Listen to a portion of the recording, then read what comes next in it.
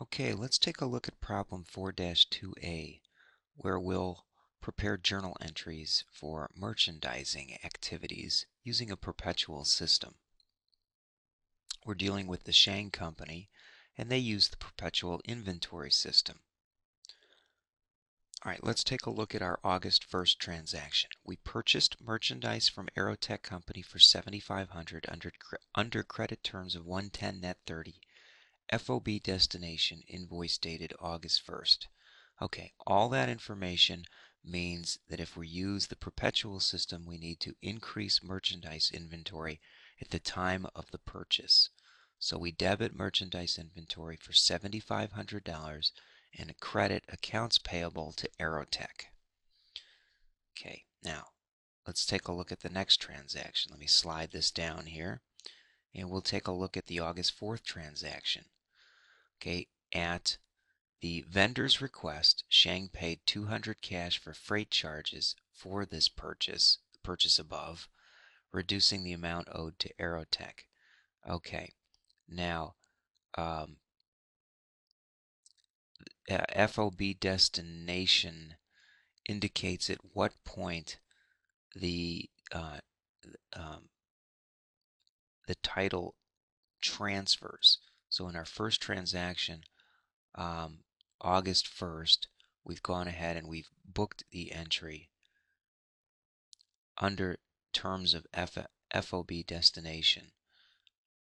Now we've done that regardless of where the goods were at the end of the month, because in all likelihood those goods are going to arrive by the end of the month, so it's not a concern.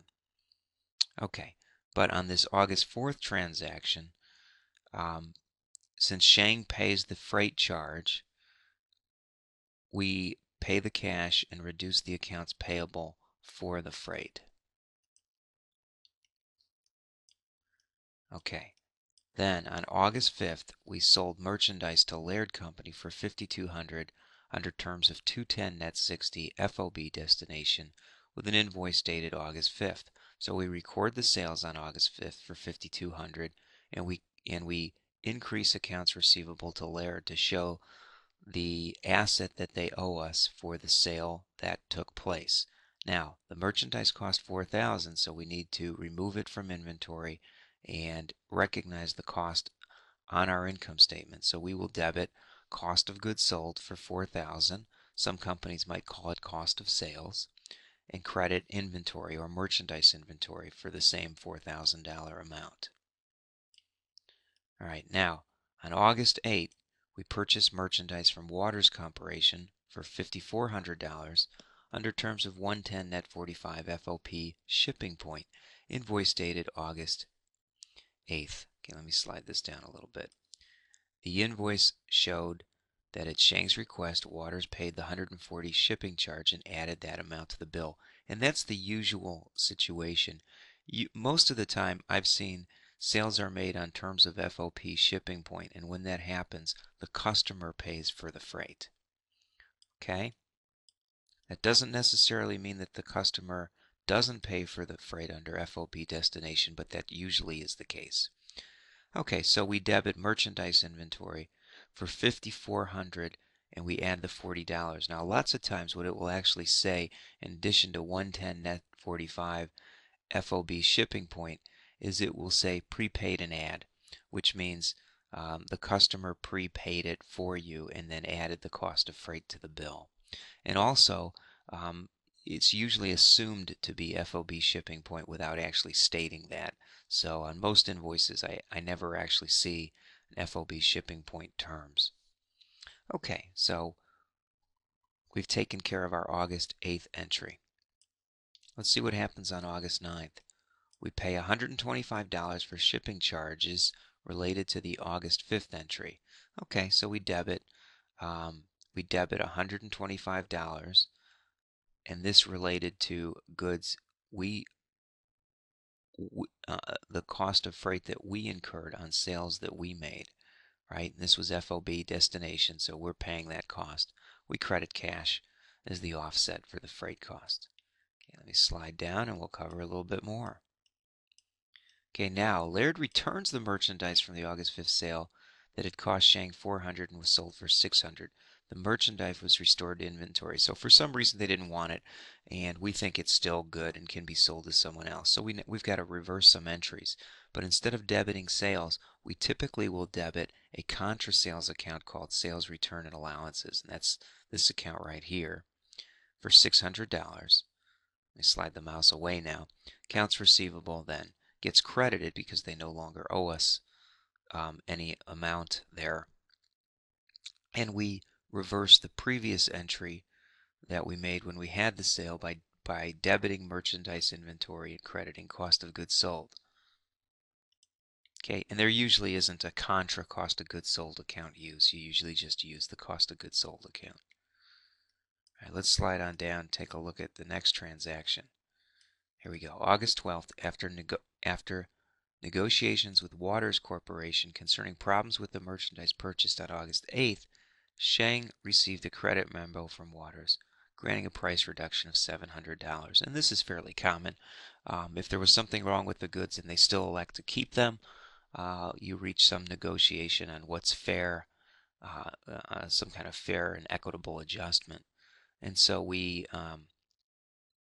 decrease the account payable to Waters and we credit merchandise inventory. Now, on this case, because we're crediting merchandise inventory, we also know that the merchandise um,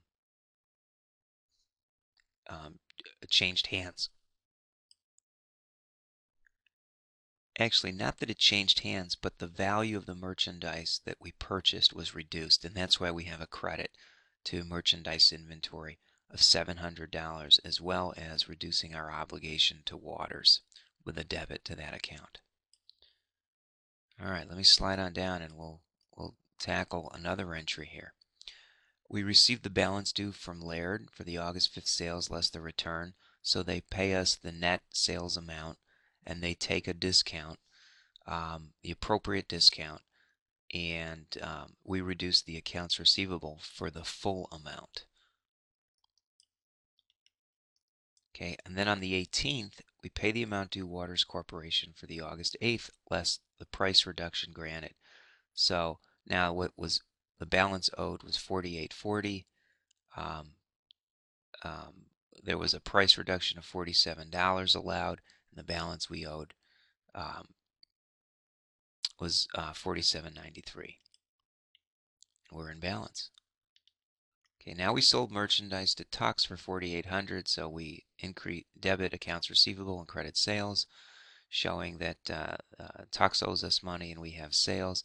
They tell us the cost was $2,400, so we know the next entry is going to be a debit to cost of goods sold for $2,400, credit to inventory, taking it out of inventory and transferring that cost to the income statement through the cost of goods sold account.